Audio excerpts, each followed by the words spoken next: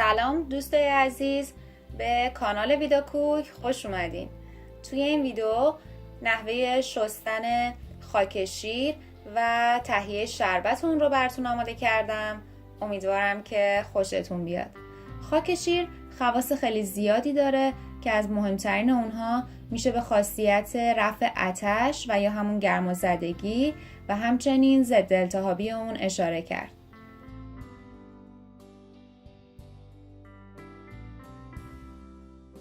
برای شروع این دونه های خاک شیره که شما میتونید اون رو از اکثر فروشگاه های ایرانی و افغانی تهیه بکنید. به ازای هر یک لیوان شربت بهتره که یک قاشق غذاخوری خاک شیر بشوریم.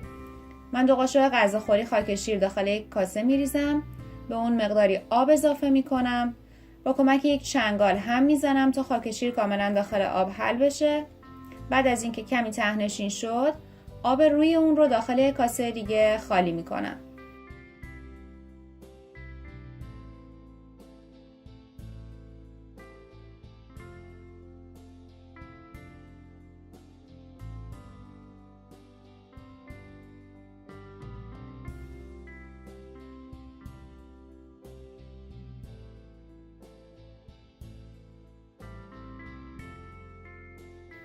حالا دوباره به خاک شیر آب اضافه میکنم، با کمک چنگال هم میزنم و خیلی آروم خاک شیر رو داخل یک کاسه دیگه میریزم.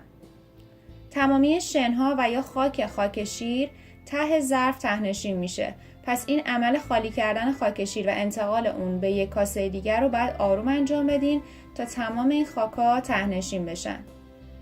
همچنین این مراحل شستن رو باید 4 الی 5 بار ادامه بدین تا وقتی که میخواین خاک شیر رو داخل کاسه خالی کنین هیچ گونه خاک و یا سنگریزه‌ای مشاهده نشه.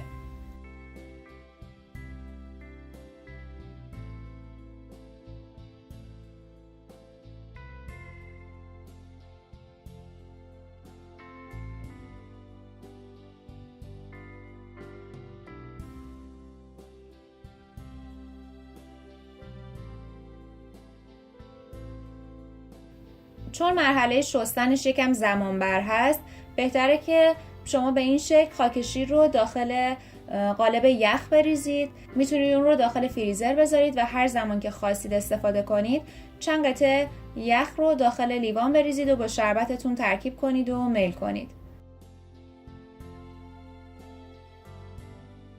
برای تهیه شربت هم شما میتونید خاک شیر رو با شربت سکنجبین، شربت زعفران و یا شربت آلبالو و توت فرنگی درست کنید و میل کنید. طرز تهیه شربت سکنجبین و شربت زعفران در کانال موجوده که میتونید اون رو پیدا بکنید.